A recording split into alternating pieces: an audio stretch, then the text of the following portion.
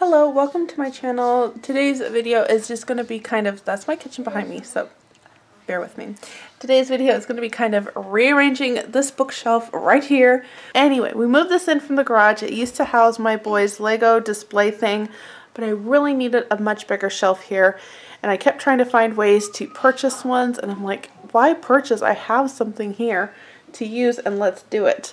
The goal for this is to one day just have this shelf just full of my books. I don't think I will ever get less than that, so that is the goal. If you kind of want to know more about my minimalist lifestyle, and like even I said, here's my little nook, here's my dresser, there's my kitchen, and there's my bedroom. One day there will be a wall here. So if you want to know more about that kind of life, go ahead and check out my other channel. But today's video is just going to be me trying to get some order to this. We pulled it in from the garage, and while I was actually out returning library books and shipping off other books to other people, my daughter just kind of cleaned out the little shelf I had here. It was only like a 3-shelf, 2 or 3, I think it was 3-shelf thing here, and I needed 2 more.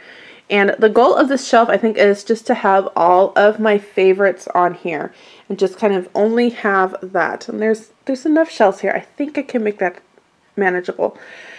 We'll see. So I kind of want to put some order to this. There's a lot of like TBRs here. I have a TBR cart. I have some of my favorite books here. So we're just kind of scattered a little bit everywhere. I do love books, and I do love good quality books. I think what I'm going to do is I'm going to put my non-fictions up here. I think that kind of will get that's how my brain works more. So I think that's what I'm going to do. Right now they're housing a lot of my classics.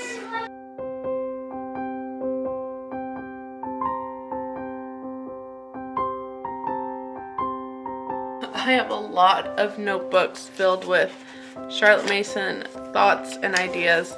So these will go with my Charlotte Mason homeschooling books up there on the top shelf.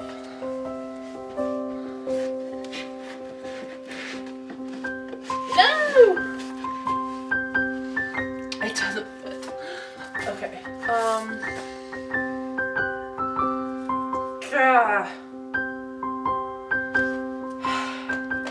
So after all of that, some of my non-fictions are not going to fit very well up there. Actually, okay, that's what we'll do.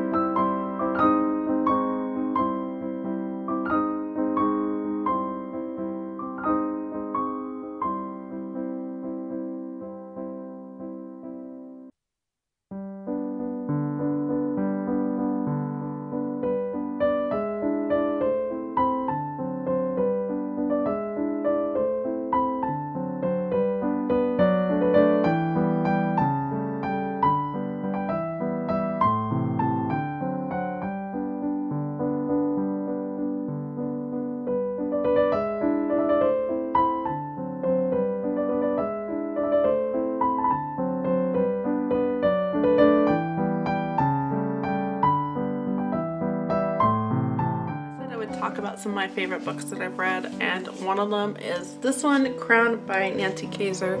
This is 30 Wife-Changing Lessons. This is a biblically sound literature, devotional, self-help. I've been following her on Instagram, and she's a hilarious kind of like wife tips to do and things to talk about and blah blah blah blah. But she pretty much goes through a foundational structure of the biblical wife and kind of the pillars of our home and things like that, and just to be the crown of glory for our husbands. I don't know if I put that right, but it's like part of a 6-week study. It's built, the whole book is built upon the Proverbs 14:1. A wise woman builds her house, but the foolish woman tears her house down with her own hands. And I wanted to figure out how this crown, a crown is both a noun and a verb. And so, as your husband's wife, your goal is to be a crown to your husband, but crowning is also something you do. You add to his success by bestowing respect and honor to him.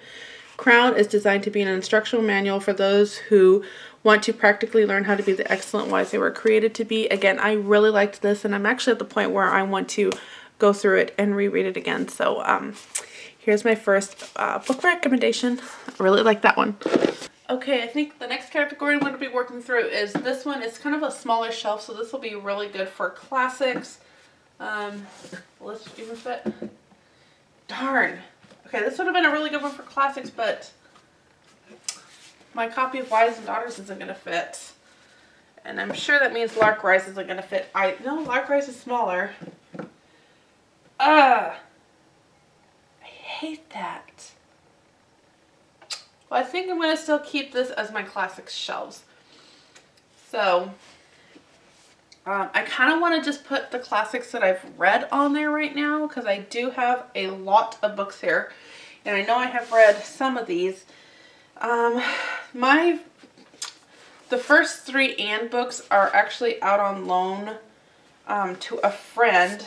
And I have read the 4th, and I'm currently on the 5th, but I have not read all of them. But Anne has to be kept together, okay? Let's just be real. Anne needs to be left together. So I'm just going to leave all of these there, and then I can just have it. I have read Marilla of Green Gables. I kind of want to keep that with them too. Even though it's not a classic, it really works with Anne of Green Gables. I want that to be there. And then I have these classics that I have on my 21 classics I would like to read for 2021. So these actually need to go on my TBR card. So I'm going to work on that. Okay, here we go. I haven't read that. More classics I haven't read, but they're classics and they should be on the classic shelf. I don't think my whole idea of keeping this as a shelf of things that I want to read is going to work. Okay, Anne Bronte. I have read Agnes Grey. And I have read Wives and Daughters. And I have read Cranford. And Lark Rise to Candleford. I don't want to... Okay, maybe we can do this with Gaskell. It's just, it takes up so much. Dang it. I've got, so Wives and Daughters just doesn't fit standing up. But if I lay it down, it just takes up so much of my room. Well, I guess I can make it work. It just fits in there. I guess I can do that. Honey, I need to get something over here. And then I want to make sure I've got enough room for my Anne books. Oh.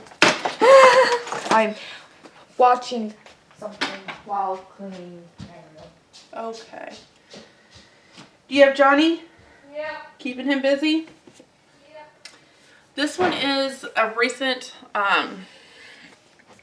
release. This is The Blythes Are Quoted by L.M. Montgomery. And this was kind of like a lot of the letters and other things that L.M. Montgomery had but never published, I believe. This final book consists of Montgomery's final sequel to her internationally best-selling Anne of Green Gables. So I guess this was something that was never published, but it's like the final Anne. So that should be with Anne. But it's not one I've read. But I haven't read all of those, so and it's a sequel to this. So we're just going to leave that. Let's see what other... Okay, I have read Father Brown. This is my copy of Father Brown. I have read it. I love Father Brown. He just has a wit to him and a gentleness that is just so endearing. So this will go on my red shelf. And another one that I can recommend. Daughter has my copy of the Scarlet Pimpernel. I wish somebody would reprint the Scarlet Pimpernels to have like all of the same covers and all the books. Even if they have to like combine several books into a book, I get that. This is a movie cover. And I love the three or four movies that he made of the Scarlet Pimpernel. He did a phenomenal job. But it's a movie cover. And I found this one, Thrift Books again. I can't take it off because I've tried and it'll rip it. But here's another one. But I haven't read these. And then the other Scarlet Pimpernel I have is abridged. Because seriously, we have to abridge this. But okay, and then Lorna Doone. I love Lorna Doone. Well, I love the movie. I've never read the book. So all of these things. Finishing that. I have read Silas Marner, but it is on some of the 21 classics I want to read for 21, as is all of these. I haven't read these, so I can't. I don't want to put them on the shelf. I haven't read them. This is where this gets out. Again, this is like, one day will be the shelf of like books I have read. But that day is not today. I think it's time to bring over the TBR cart. Oh gosh. Okay. The TBR cart. Alright. Oh, some of my earrings. Wunderbar. Okay, what do we have here? Oh, we have some artwork. Dodger. Love Dodger. I love this book. It is so fun. Terry Pratchett Dodger is like a twist on Oliver Twist. Get that? A twist on Oliver. Yeah. So much fun. So everything. Recommend this one. It's like a middle grade YA book. It's time for a coffee break. We have some books in here that I have added. Just, you know, as time goes on. Yeah, it's a TBR cart. So, like for example, Where the Broken Heart Still is the story of Cynthia Ann Parker. And this was kidnapped from her home in West Texas by raiding Comanche warriors. 25 years later, Cynthia Ann, now called Nadua, considers herself a Comanche. Comanche? I think it's Comanche. This is one that I wanted to read. Growing Kids with Character. My goodness, you guys, there's so many books and so little time. And one thing that I noticed about me is that, like, I have a lot of books, like, to research and learn about, and they're usually the last ones I pick up, because, to be honest, when I go to read a book, I just want to kind of have some downtime, and I don't want to be thinking about, and I don't want to be trying to learn more. I just kind of want to, you know, chillax, chill out. So, I think what I want to do is keep this top one for current TBR. So, like, any monthly TBRs I have, and then, you know, a couple things that we're trying to work through are, like, classics for the year 21, all the books that I want to read for 2021. And I think I'm going to keep just the monthly goals up here, and probably, because I don't think that'll fill the whole thing up. I'm going to have to pause this, kind of think about what I'm going to do, maybe arrange a little bit, and then I'll show you some more here in a bit. Thankfully, we are having leftovers for dinner. So I just got my cart done. Let me try to get it so that I can show you. I just got my cart done. Here is April, and we are March 5th right now, and I already have April's TBR here. These are this stack here and this stack here are part of the, are part of the books that I want to read this year. I did a video on that, and I will try to remember to link it down below. And these stack here are the ones I want to read. And then part of the Read Your Shelves challenge that Chantel did over on her channel. These are all the ones that fit those prompts. So that's over on this side. And so all that I have left now is to kind of start putting the classics in here. I just filmed that video today with my daughter, and it's the 21 classics that we want to read for 2021. And I put those in there. So that's kind of where I am right now. Let's put that down. That's kind of where I am just within these books. I'm surprised at how much I have already, just in the last 2 months, been able to kind of go through them. And I already know that I DNF'd, or I didn't even DNF it. 2 of the books that I wanted to read this year, I've already gotten rid of those because I decided they're not what I wanted to read. And I read 2 more that I haven't even kept. So that's 4 books off of that huge stack that I started off the year with that are already gone. So I'm really excited about that. I'm really excited that they're just kind of moving, because if there's no purpose on the shelves, they're going. And then another thing, I was talking with my daughter. Guys, my brain is so scattered. So now I'm figuring this out. But I was putting all of my nonfiction up on the nonfiction shelf. But remember, I wanted this bookshelf to be all the books that I had already read. And I'm already like filling it up with all these nonfictions. I haven't read all of those nonfictions. A good chunk of them, yes, at some point or another. But I haven't read all of those. So already I'm kind of breaking my thing. This one, for example, this was another nonfiction. Let's see, I know I'm not in here, but this is another nonfiction one that I read. Killers of the Flower Moon by David Gran. This isn't the copy that I read. The one I read I actually gave to my sister because I thought she would really like it. I don't think this has ever been read, to be honest, because mine looked pretty beat up, and I was, you know, just reading it one time, it just isn't a good quality book. But this is about the Osage murders and the birth of the FBI, and it was really enlightening. It was really fascinating, but it's a very dark and gruesome book. It's very hard to read. This was a National Book Award finalist. It's an easy read, and it kind of just talks a lot about wealth and greed and power, and a lot of conspiracy theories behind this, and just this was scary. This had a funny story behind it when I did a review for it, but I read it at night. I really wanted to finish it, and it was like the worst mistake I should have done. I was in bed scared, and I'm like, honey, go check. I hear stuff. Go make sure that the doors are locked. And the poor, dead, tired man would not get up and, you know, fulfill... He was like, just go to sleep. We're fine. And I'm like, there's someone in the house. I know there is. So, reminder why I don't read books like this at night or watch movies. So that's a really good one. I need to kind of get to some of the stack over here. I have the stack of, again, books that I have read and want to keep. This one, I'm trying to remember how I got this.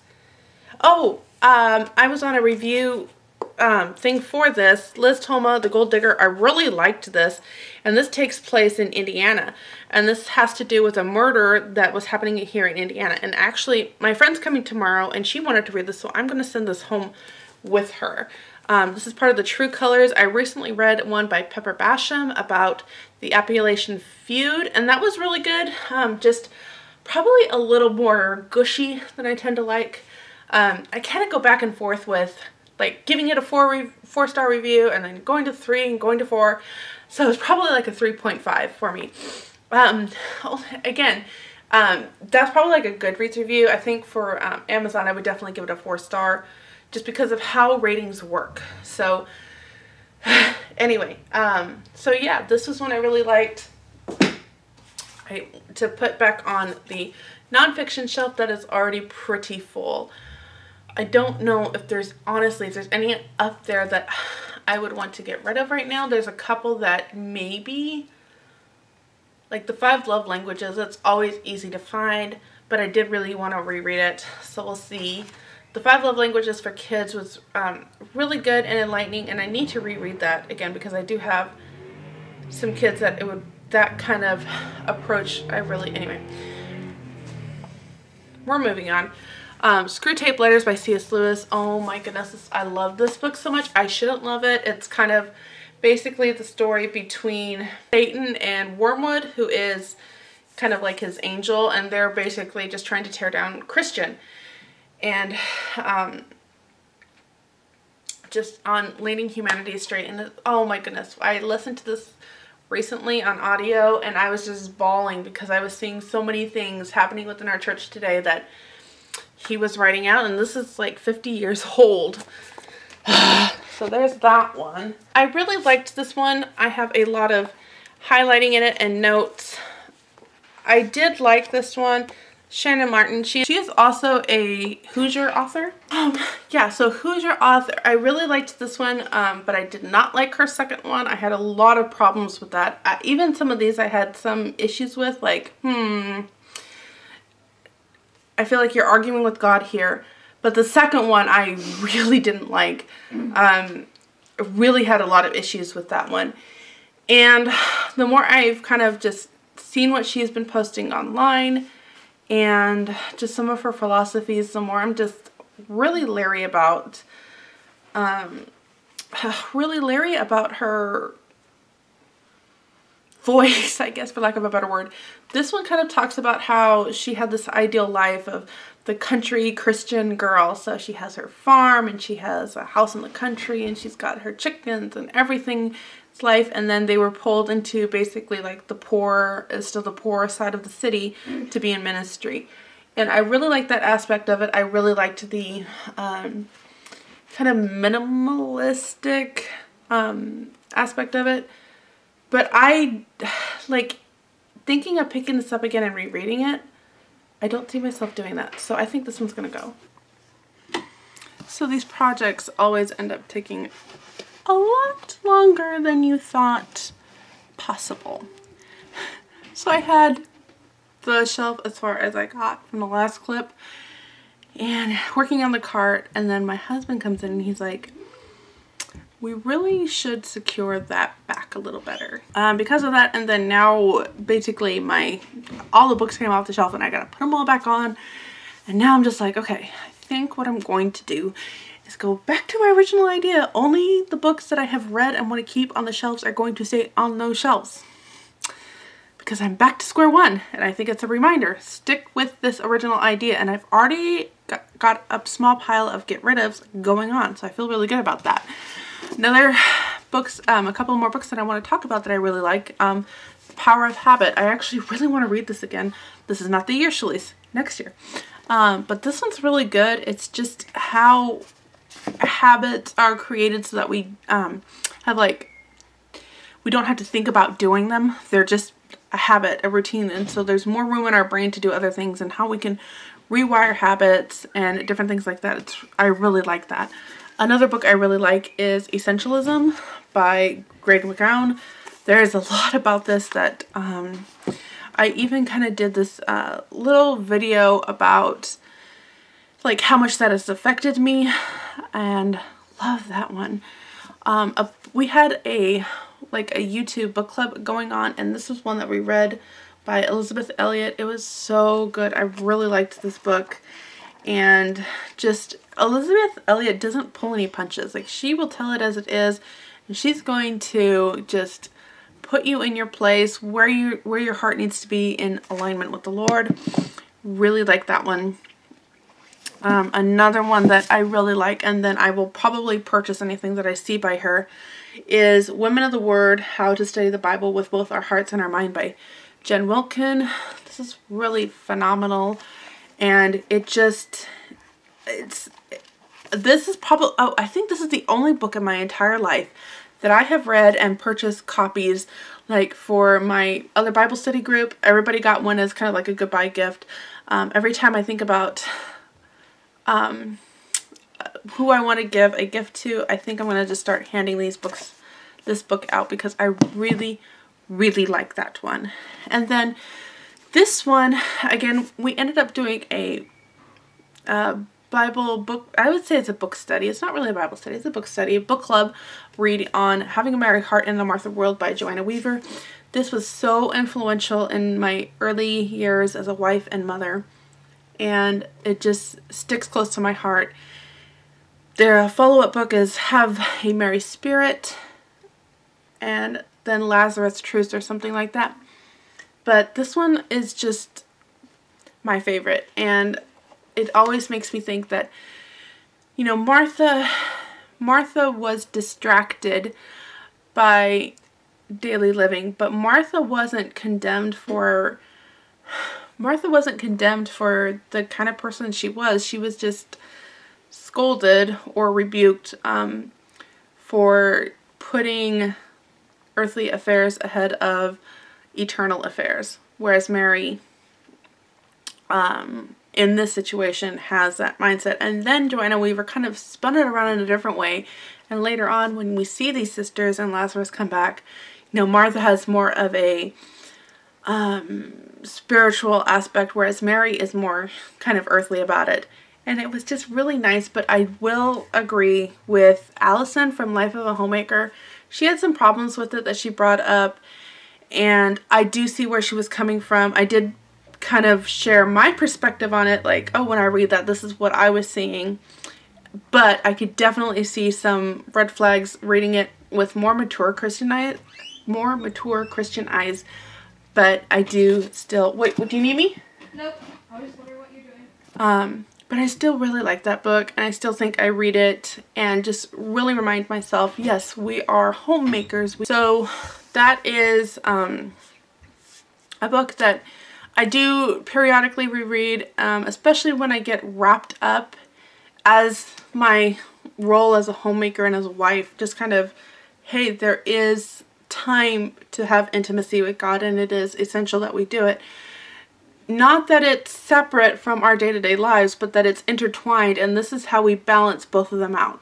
So I really do like that one. I probably am a little bit more cautious at recommending it now, only because someone older and wiser kind of pointed some things out that I hadn't seen. The other two books that are on my nonfiction shelf that I have read are more like homeschooling type books. So if you're not here for the homeschooling, these are homeschooling ones. But this is Know and Tell, The Art of Narration by Karen Glass. This is kind of how to look at narrating in a Charlotte Mason way. This has wonderful examples, and it's just so helpful, especially with narration. It's kind of like this tell back, well, what does that look like? Is it a parroting? Is it a book club style? Like, what does that look like? And I really like that book for that. Then this is Give Your Child a World by Jamie C. Martin. But anyway, this is basically kind of the opening up of wanting to give your child a world. And then, so this book has the elements of wanting to present a whole world culture to our children. And then it has a lot of book lists on how you can give that through the different books available on the market for raising globally minded kids one book at a time. So I really liked that one too. So these are, yes. Sorry. Okay, I thought I was all done. I actually do have two more books. Letters to a Diminished Church by Dorothy Sayers. It's been a while since I've read this. I think I read this when I was first married. I read a lot of books when I was first married. When I got pregnant, honestly, I couldn't drive. I couldn't go anywhere. The first 9 months of my married life, I expected a lot of like making home and everything, and then I realized that's not exactly how my husband works. He's like, I have it set up the way I want it, leave it the way it is. And so I couldn't like paint rooms, I couldn't tear out carpets, I couldn't do anything. And so I was pretty much bored. There's two people in a house, there's not a whole lot of cleaning to do. I was really bored, and I couldn't drive. I couldn't drive until my daughter was born. It's a long story, and then I had all of that to deal with. 9 months of pretty much all day sickness. So I read a lot. Actually, it wasn't 9 months. It was more like 4 or 5 months. So I read a ton, and it also meant that I was reading with a pregnant brain. So I don't remember a lot of this other than it was just hammer on the head, really good, just prevalent for today, but I bet it's even more so now because that was 13 years ago. and it's time to read that again. And this is one that I read last year. This is not nonfiction, but I don't know why it's with my nonfiction. But this is The Outsiders by S.E. Hinton, who was a teenager seeing some of the gang issues going on, sat down and wrote a book, and it's brilliant. I understand why this one is well loved in the book community because it is phenomenal. So that's going to be that. I've got to get back to momhood because I keep getting interrupted. Okay, I'm going to wrap up my shelf video here. I do have my last stack of books. This isn't all the books I've read that I have in my home and own. These are just the ones that are visible and handy, so we're going to run with it. I have Last Days of Night by Graham Moore. I really like this. This is like the dawn of lawsuits, and it is the Westinghouse and Edison lawsuit kind of told through the perspective of a lawyer, and basically how like patents worked, and just even using like the media to manipulate and control. This really illustrated it well. It's been in the garage and you can already smell a little bit of a musty, so that's unfortunate. I had some of my books out there and I think that was a mistake. But I really like this book. I have taken a Sharpie to it because I do want my kids to read this, probably in high school. I think this would be a really educational book. I don't like the F word at all. I really don't like it, but there's actually one word that I really can't stand even more than that, and that's taking the Lord's name in vain. Gilead by Marilyn Robinson. They have another one. I think she just released another one, and I really want to read it. I love the struggle of it is told from a man who's a pastor who's dying, and just kind of like his reflections on life and some of the struggles he had and some of the struggles that he's currently having, and kind of just I'm trying to figure out a good way to put it, but just his accepting of how things are going to end up and not being able to change things and not being able to do all the things that he wanted to do. So I really liked this. I think it was it was a very moving book, and it's actually one I really want to read again. I have Louis L'Amour's Lonesome Gods. I actually went into the thrift store up in the big city, specifically looking for this book, found a whole stack of books, went to the checkout, and the guy's like, hey, if you have another book, you're going to get it for free. And I'm like, actually, I never looked and saw if they had what I came in here to find. Let me go see if you actually have it. I had skipped a whole shelf of books and I'm like, I have too many books, and then as you're checking out, you're like, oh yeah, I came in for that book. I found it. So this is kind of the story of a self-educating man. In a way, his dad was killed, and he basically just kind of learned to live on his own and learned who killed his father, how to live, and yeah. Anyway, kind of your Sign of the Beaver, but for adults kind of story, sort of, ish. I'm not explaining this one very good, but I really liked this one, and I think what really captured me about the story is that a lot of it takes place in the area that I grew up. This is actually more Los Angeles, and I'm about 2.5 hours from Los Angeles, or I was 2.5 hours from Los Angeles, and so a lot of the elements and stuff really, I knew what they were talking about. Probably one of my favorite books that I had read in 2020 was A Gentleman in Moscow. It is a very classic feel to the story. It's very slow moving, a lot of reflective words, lots of just a slow moving part that just builds up, and it's a masterpiece, and I really liked this one, and I've kind of gotten more interested in Russian literature now because of that. So those are like all fiction that I have that I'm going to put on my fiction shelf. And then for my nonfiction shelf, I have Mama Bear Apologetics. This, ladies, if you are a Christian, this is a phenomenal book to read, just on the importance of teaching our kids and giving them a good solid biblical foundation and having serious topics with them. So really recommend that. Now I need to put them on my shelf, and I think that's gonna wrap it up for this video. So let me do this and then I'll show you my shelves, and I will see you in my next video. Okay, my shelves aren't perfect, but here's what we've got. I have my nonfiction that I have read up here, and I even have a couple of copies of one, so next time I need to pass a copy out, I have it. I really recommend this one. I love it. I think I've already talked about that. Someone made me this doll. I have always wanted one of those Waldorf dolls, and somebody made this one for me, and she just sits here, and sometimes when I play with my girls, I will use that doll. And these are kind of more of the secular nonfiction that I own. My sister painted this for me, and I still haven't figured out where to put it, so just leaving it right here on the shelf. This is my Anne shelf and a lot of my classics. And then I have read these, but I do want to reread these. These are all Christian fiction right here. These are a really good series. World War II by Michael Phillips. And the first one I actually have on my TBR cart. I found books 1, 2, and 4, so I need to try to get book 3 at some point. My daughter Euphemia is actually named from a character in this book. And probably my favorite Lori Wick book ever is Sophie's Heart. And this is another one of hers that I have really enjoyed. I have this collection of Jan Karen. I am trying to find this printing of them because I really like the size and just the look of these.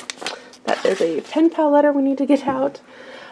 This is also another series that I have really enjoyed. Lawana Blackwell, The Widow of Larkspur Inn, and The Courtship of the Vicar's Daughter. So again, these are like Christian fiction that I want to reread. This is the I have not read section down here. I just added a couple of books to that. I found this one really cheap, and I did end up just purchasing it. It's been one I really wanted to, and then I want to watch the movie. So, and it's one that my girlfriend and I are talking about maybe doing as a movie night, but I want to read the book first. So I have that, and then somebody sent this one to me. It was really expensive, and so I was kind of asking on my Facebook page if anybody had this that I could borrow, and somebody sent it to me. So if you watch my videos, which I don't think you do, thank you so much. It really moved me in ways that I cannot explain. So that's there, and that is waiting for Angie, the science mama. She has a like a book club going on Goodreads, and so that is waiting for me when that starts up in April. So, and then over here, this is a complete mess.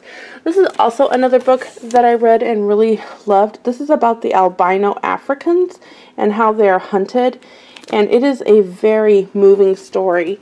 And I would like to do that with my kids at one point, but not right now. That is it is a very hard book.